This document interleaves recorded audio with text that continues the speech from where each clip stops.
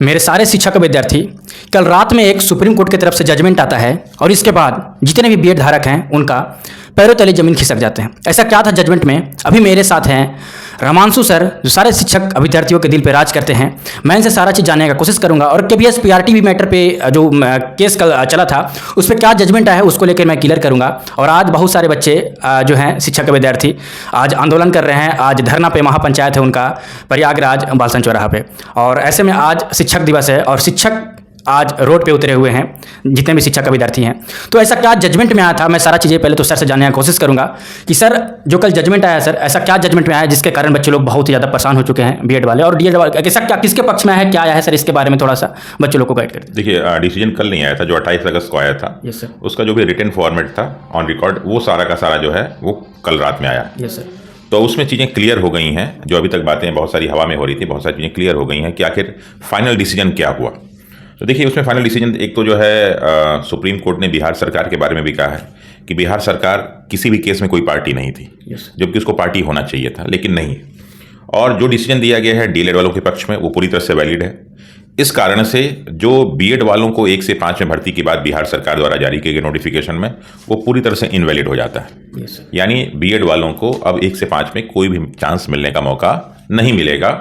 लेकिन साथ ही साथ सुप्रीम कोर्ट ने कहा है कि बिहार सरकार को एक पक्ष बन के आना चाहिए था, लेकिन बिहार सरकार इसमें पक्ष बनकर नहीं आई। यानी अब सुप्रीम कोर्ट ने यह क्लियर कर दिया कि 1 से 5 वालों में सिर्फ और सिर्फ डीएलएड वाले ही जाएंगे। एक तो ये हो गया जो कल रात का डिसीजन आया, तो जो अब कन्फ्यूजन की स्थिति है वो काफ़ी हद तक क्लियर हो गई। दूसरी चीज़ मैं इसके बारे में थोड़ा सा बता दूं, बीएड वाले बिल्कुल दुखी होंगे। आज 5 सितंबर का दिन भी है, वैसे तो बहुत टीचरों के लिए बहुत अच्छा दिन माना जाता है, लेकिन बीएड वालों के लिए ये दिन बहुत अच्छा नहीं है। खैर, रिजल्ट तो पहले ही आ गया। ये तो बिहार के पक्ष में आया सर, पर जो छत्तीसगढ़ के जो पक्ष में आया था वो तो बीएड के पक्ष में आए थे सर। बीएड के पक्ष में नहीं, काउंसलिंग के पक्ष में आया था। हाँ। बीएड के पक्ष में होना, काउंसलिंग के पक्ष में होना, दोनों अलग अलग चीज़ होती है। ये बिल्कुल उसी तरह है कि जैसे परीक्षा होना चाहिए और रिजल्ट आना चाहिए, लेकिन ज्वाइनिंग नहीं होगी। तो वो उसमें ज्वाइन के पक्ष में भी नहीं आया है। उसने कहा कि जो फाइनल हाई कोर्ट का जजमेंट आएगा, डिसीजन आएगा, उसके हिसाब से वहाँ सरकार डिसाइड करेगी कि उनको ज्वाइन कराए कि नहीं कराए। अभी काउंसलिंग प्रक्रिया को रोकने की ज़रूरत नहीं, वो चलते रहना चाहिए। अच्छा, इसमें कुछ चीज़ें मैं आपको क्लियर कर दूँ जरा सा कि आखिर ये मुद्दा उठ क्यों रहा है, इसका बेसिक क्या है, कारण क्या है। तो सन 2000 से लेकर 2000 तक उत्तर प्रदेश में राजनाथ सिंह की सरकार थी, जो वर्तमान में अभी जो रक्षा मंत्री हैं भारतीय जनता पार्टी की सरकार में। तो उस समय वो उत्तर प्रदेश के मुख्यमंत्री बने थे और उसी समय जो है प्राइमरी टीचरों की एक बहुत बड़ी भर्ती निकलने वाली थी। तो चूंकि नियम ये बना हुआ था कि ये जो आपकी एनसीटी ही है, जिसका गठन 1995 में हुआ था 17 अगस्त को, ये संस्था इसीलिए बनाई गई थी ताकि जो टीचर का एजुकेशन के लिए कोई भी पॉलिसी बनाना हो, उसके लिए कोई रूल रेगुलेशन बनाना हो, कुछ भी गवर्निंग बॉडी बनानी हो, तो सारा का सारा निर्धारण जो एनसीटी करेगी। इसका कारण क्या है कि जो 42nd अमेंडमेंट हुआ था, कॉन्स्टिट्यूशनल अमेंडमेंट, संविधान संशोधन हुआ था, तो उसमें क्या हुआ था कि पहले जो शिक्षा जो है ये स्टेट का एक मैटर हुआ करता था, स्टेट लिस्ट में शामिल था, राज्य की सूची में शामिल था।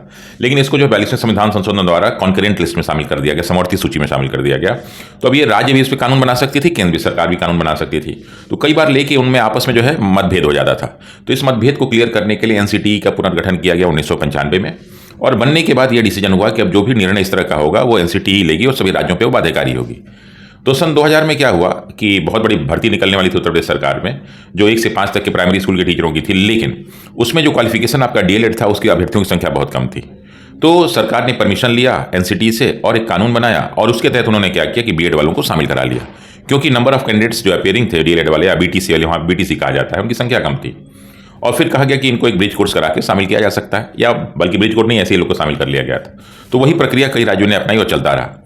फिर बाद में जो है ये उस पर कई डीएलएड वाले गए कई राज्यों में। तो फिर जब डीएलएड वाले गए तो फिर एनसीटी से पूछा गया कि आप ये क्या करवा रहे हैं। तो उसने कहा कि भाई हम इसलिए करवा रहे हैं कि उसके लिए पर्याप्त मात्रा में हमें जो है कैंडिडेट नहीं मिल पा रहे हैं, तो हम बीएड वालों को इसमें अलाउ कर दें। सर, हमेशा से सवाल रहता है डीएड वाले का कि ये प्राइमरी है वो मेरा है। हाँ। तो सर बीएड वाले को प्राइमरी में क्यों लाया गया था, उसके पीछे का रीजन क्या था? तो यही रीजन होता है, जो राजनाथ सिंह सरकार ने लाया था ना, कि नंबर ऑफ कैंडिडेट्स जो डीएलएड में भरने वाले थे उनकी संख्या कम थी, और चूंकि उनको भर्ती पूरी करनी थी इसलिए बीएड वालों को शामिल कर लिया गया था। यही मेन रीजन, ये एनसीटी लाई थी। और फिर बाद में हाँ एनसीटी से राजनाथ सिंह ने परमिशन लिया था, क्योंकि मैंने कहा ना कि पहले राज्य से था लेकिन बाद में कॉन्करेंट में आ गया, तो उसके लिए संस्था बनाई गई। अब बहुत सारे राज्य इसी पे काम करने लगे।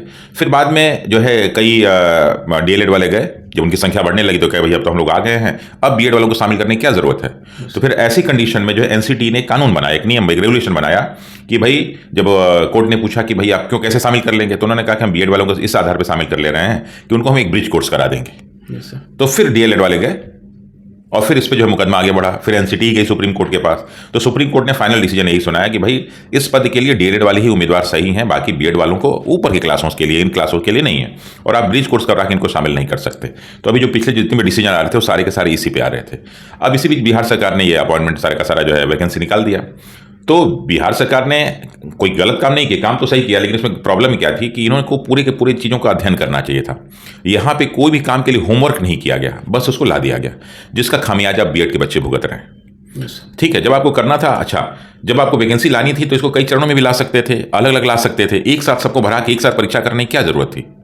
भाई 9, 10, 11, 12 का आप करते, उनका अलग से करते, बीएड वाले भरते, उसमें कोई दिक्कत नहीं थी, सब ईमानदारी से भरते। फिर 1 से 5 वाला हिंदी भरते, कोई दिक्कत नहीं थी। एक साथ सबको ला के कि ताकि हम दिखा सकें कि हम बहुत बड़ी वैकेंसी लाने वाले हैं, ये सारी समस्याओं का जड़ है। तो ये जो है आज समस्या बनी हुई है। सर 11 अगस्त को जो अचानक ये आता है, सुप्रीम कोर्ट का जजमेंट आता है सर कि बीएड वालों को बाहर कर दिया जाए, तो सर उसके बाद 3.5 करोड़ बीएड धारक है सर, उनका सारा सपना चूर हो जाता है। और ये लोग, अब उनका एज भी नहीं है सर, इतना उम्र भी नहीं है, क्योंकि ये लोग अब वो लास्ट पोजीशन पे रहते हैं। तो ऐसे में बीएड धारक क्या करे? ऐसे पे तो रोड पे उतरे हुए हैं सर, और उनका महापंचायत चल रहा है, और भी केस लड़ने का बात किया जा रहा है, और जो डिसीजन लिया जाएगा तो वो लोग आगे क्या करें? क्योंकि एनसीटी ही लाया था गाइडलाइन सर, और उसके खिलाफ, मतलब उसके पक्ष में आया था, और बीएड वाले उसके मुताबिक तैयारी की। तो अब बीएड वाले क्या करें सर? देखिए, बीएड वालों को करना ये चाहिए कि अपनी राज्य सरकारों से मांग करना चाहिए कि आप हम लोग के लिए स्पेशल वैकेंसी निकालें, उसके लिए एज निर्धारित करें। ये राज्य सरकार कर सकती है, इसमें कोई बहुत बड़ी चीज़ नहीं। तो अगर राज्य सरकार ये करे कि वैकेंसीज निकाले और उन लड़कों को मौका दिए, जैसे एज जो डिफाइन करना होता है वो केंद्र सरकार डिफाइन नहीं करती, क्योंकि कॉन्करेंट लिस्ट में तो राज्य बना सकती है। तो राज्य क्या है, उसकी एज को 2-4 साल बढ़ा दे। जैसे आप देखेंगे कि जैसे यहाँ बीपीएससी है, तो बीपीएससी में 37 साल जनरल की एज है, वहीं आप कहीं चले जाएंगे तो कहीं पे यूपी में 40 साल एज है। तो जैसे बीपीएससी और यूपी पीसीएस और बाकी सब लोग अपनी एज को निर्धारित करते हैं, वैसे ही बिहार सरकार या जितनी भी राज्यों की सरकारें हैं वो एज सीमा को बढ़ा सकती हैं, ताकि जो पिछले बच्चे जो छूटे हैं उनको लाया जा सके। या जो नोटिफिकेशन का डेट निकालें तो उसमें जो एज की काउंटिंग हो वो पिछले वालों को भी शामिल करने वाले डेट को शामिल कर लिया जाए। तो एक समस्या का एज वाला समस्या सॉल्व हो जाएगा। दूसरी क्या है कि जब वैकेंसी जो निकाली गई है, तो अब आप बीएड वाले चले जाएं कि हमको 1 से 5 में शामिल किया जाए, तो एक बहुत ही कठिन लड़ाई होगी सुप्रीम कोर्ट में, क्योंकि सुप्रीम कोर्ट उसके मानने के लिए तैयार नहीं होगी। लेकिन वो इसकी लड़ाई लड़ें सरकार से कि आप हमें नई वैकेंसी ला के हम लोग को भर्ती कीजिए, जो हम परीक्षा में शामिल हुए हैं लोग, उस आधार पर हमको परीक्षा ना देना पड़े, उस पर हमको हमें शामिल कीजिए। तो ये बहुत आसान प्रक्रिया है। सुप्रीम कोर्ट का एक और जजमेंट आया था 29 तारीख को सर, उसमें वही बोला गया था कि जो मेरा फैसला है 11 तारीख को आया है, 11 तारीख के बाद वाले में ये लागू होगा मेरा फैसला, कि मतलब जो भी नोटिफिकेशन निकलेंगे उसमें बीएड वाले नहीं रहेंगे शामिल। पर 11 अगस्त के पहले वाले में जितने नोटिफिकेशन निकल चुके हैं, क्योंकि गजट पास हुआ था 2018 में, 19, 20, 21, 22 जितने स्टेट में निकल चुके हैं, उसमें जो भी प्रक्रिया है चलते रहेगा, एग्जाम होगा, रिजल्ट आएगा, सारा कुछ होगा, पर जो काउंसलिंग होगा, जो ज्वाइनिंग होगा, ये हाईकोर्ट के मुताबिक होगा। सुप्रीम कोर्ट में ऐसी कोई बात नहीं की थी। ये सारे जो है ना वकीलों ने और सारे टीचरों ने अपना व्याख्या की थी। सुप्रीम कोर्ट कोई ऐसी बात नहीं करता कि ये डिसीजन कब से लागू होगा, कब से नहीं होगा, ये लोग व्याख्या कर रहे थे, ठीक है ना। सुप्रीम कोर्ट ने जो डिसीजन दिया था वो डिसीजन ये दिया था कि काउंसलिंग जारी रहनी चाहिए, उस पर कोई रोक नहीं है। बाकी ये नहीं कहा था कि इसके पहले पे लागू होगा, इसके बाद पे लागू नहीं होगा। ये तो लोगों ने उसका अर्थ निकाला था, जब लागू होगा तो सब पे लागू होगा, जब नहीं लागू होगा तो किसी पे लागू नहीं होगा। तो उसमें सुप्रीम कोर्ट ने ऐसी कोई बात नहीं की। तो काउंसलिंग जारी रहेगा, तो क्या ये जो काउंसलिंग जारी रहेगा उसमें बीएड वाले भी शामिल रहेंगे? तो क्या ये बीएड वाले के पक्ष में लगता है सर? बीएड वालों के लिए राहत वाली खबर? देखिए, ये कह रहे हैं ना कि बाद में उनको बाद में वही मैक्सिमम चांसेस यही। देखिए, काउंसलिंग मैंने आपको कहा ना, एक होता है ज्वाइनिंग होके तनख्वाह मिल जाना। जब किसी भी सरकारी नौकरी में कोई व्यक्ति ज्वाइन कर लेता है और फिर कोई तकनीकी कारण से उसको निकालने की बात होती है, तो कोर्ट उसका पक्ष लेता है और कोर्ट उसको निकलने नहीं देता है। लेकिन कोई कानूनी आधार पे, तकनीकी आधार पे, टेक्निकल हो गया, कानूनी आधार पे अगर कोई व्यक्ति बाहर होता है तो कोर्ट उसका पक्ष नहीं लेता है, क्योंकि अभी जो है प्रोसेस में सारी चीज़ें चल रही हैं, उनकी ज्वाइनिंग नहीं हुई है, तो इस चीज़ को आराम से कोर्ट रोक सकता है। हाँ, ज्वाइनिंग हो जाती है, 2-4 साल नौकरी कर लेते, सबका परिवार चलने लगता, तब कोर्ट इस तरह का कोई डिसीजन नहीं लेगा। तो जो पहले के लोग ज्वाइन कर चुके हैं, नौकरी कर रहे हैं, उस पर सर जो है कोर्ट कोई भी गलत डिसीजन नहीं देगी, उस पर उनको पॉजिटिव डिसीजन मिलेगा, उनको निकाला नहीं जाएगा।